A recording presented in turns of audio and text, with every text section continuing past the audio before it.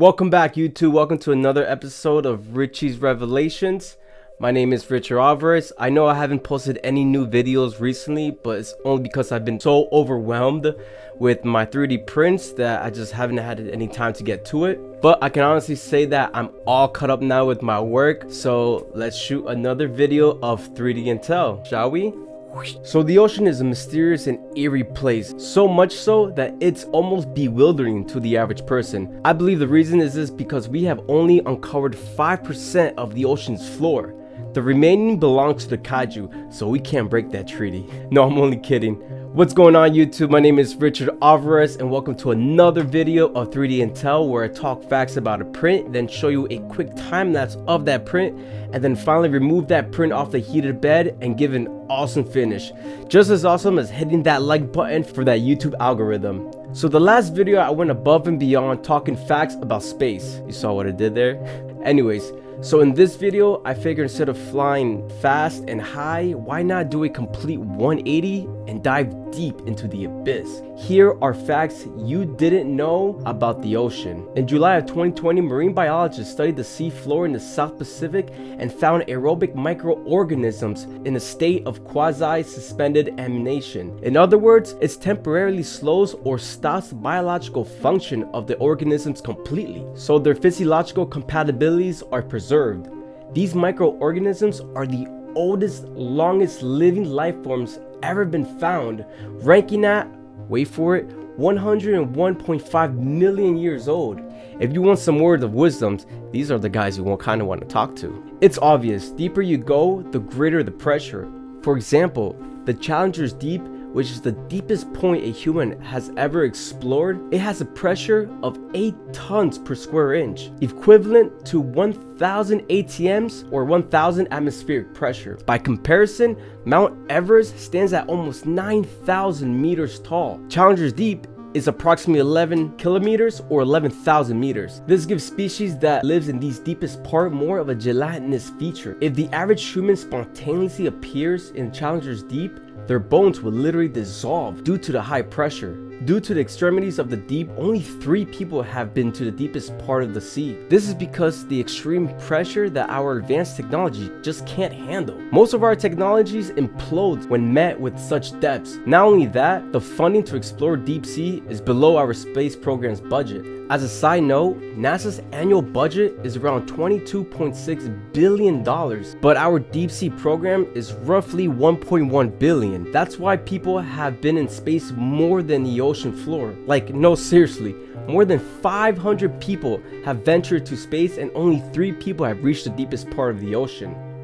Well, no wonder only 5% of the ocean's floor has been discovered. Knowing 95% of the ocean's floor is unexplored, new species are being discovered daily. We discover a new species never seen before in human history every time scientists get a chance to explore the ocean floor. For example, in 2015, scientists and adventurers discovered 1,451 new species in the deep sea, on top of the 240,000 species already recorded. That's approximately 4 new species discovered daily. This was a shocker to most scientists because scientists believe that this was the zenith of their discovery based on the rate of discoveries only a few decades ago. With this information, scientists believe we have only discovered a quarter of the ocean species. The kaijus are next, I'm calling it, and when they find it, it's not going to be a pretty picture. Deep sea gigantism is a known fact for deep sea animals, mostly invertebrates, which grow much larger than their shallow water relatives. We are not sure how this comes about, whether it's because of the space surrounding them,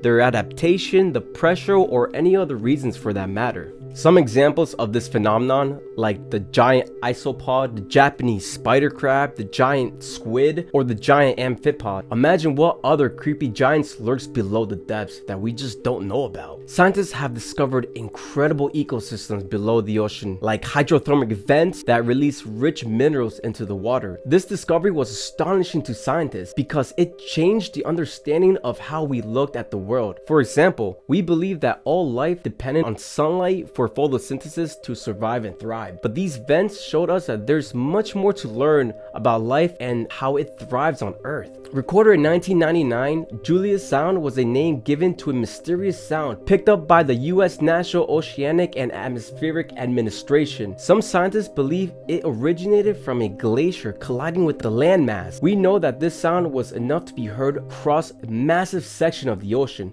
There was another sound similar to the Julius Sound called the bloop, which you could have also heard thousands of miles throughout the ocean. Those with suggestions more far-fetched suggest it came from an unknown giant creature. What makes Julius Sound more intriguing is NASA's satellite images shows a large shadow moving around off the coast of Antarctica. Around the same time Julius Sound was heard, but still, no one knows about it for sure.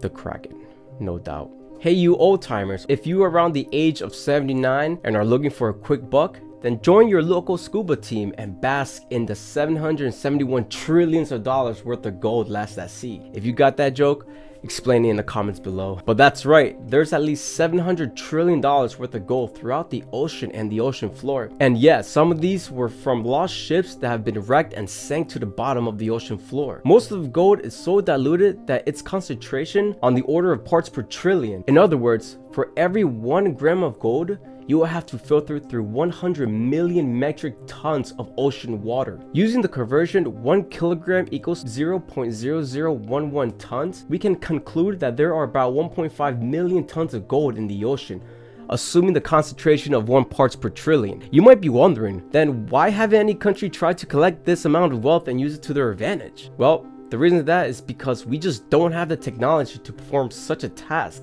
nor are we even close. If you thought enormous deep sea pressure and ominous noises were scary, wait till you hear about the brightcicle, or the brine icicle, that kills everything that dares to touch it. This forms beneath the ice when freezing saline water is introduced to the ocean water, forming an ice stalactite under glaciers at the poles. This will continue to trickle down and freeze the surrounding water around it extremely fast until it hits the sea floor and begins to pool. Any bottom-dwelling sea creatures will instantly freeze if come into contact with this bright.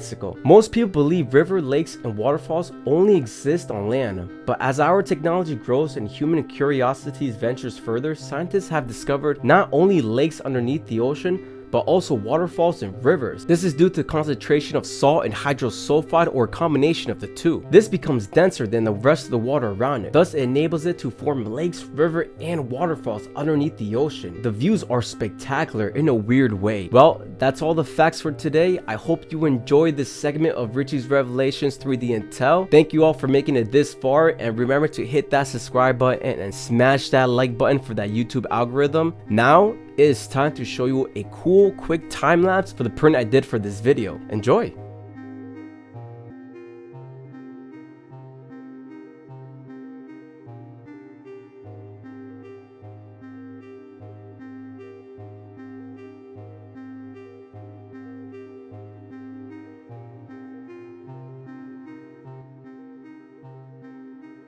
Welcome back, folks. I hope you enjoyed that little awesome time lapse. Now it's time for the third segment where I remove the print off the heated bed and polish it up and give it that awesome finish. So just on a side note, you may notice I sometimes slur my words or enunciate things wrong. This is due to the fact that about a year ago I had all 4 of my wisdom teeth taken out, and now I have permanent nerve damage on the left side of my tongue. It's going to be a while for me to get used to working with it. I know that it's not that important, but just wanted to let you guys know for you can't chew me up in the comments below. But I have digressed. Let's get back to the third segment where I remove the print off the heated bed, fix it up, and give it an awesome finish. Enjoy.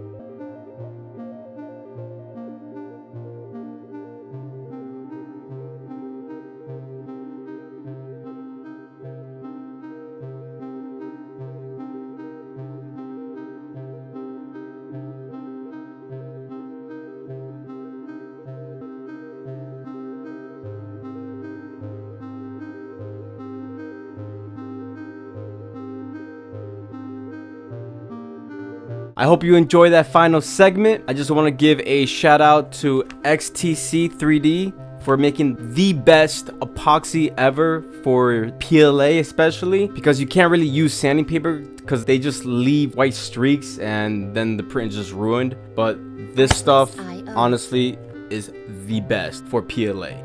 ABS or anything like that, I recommend just using sandpaper or acetone or whatever, works great. But for PLA, this stuff right here, great. And I just want to apologize for not posting any recent videos again, just because I've been just so overwhelmed with my 3D prints. I haven't had any time to shoot anything. Also, I just got a new 3D printer, but that's gonna be released in another video.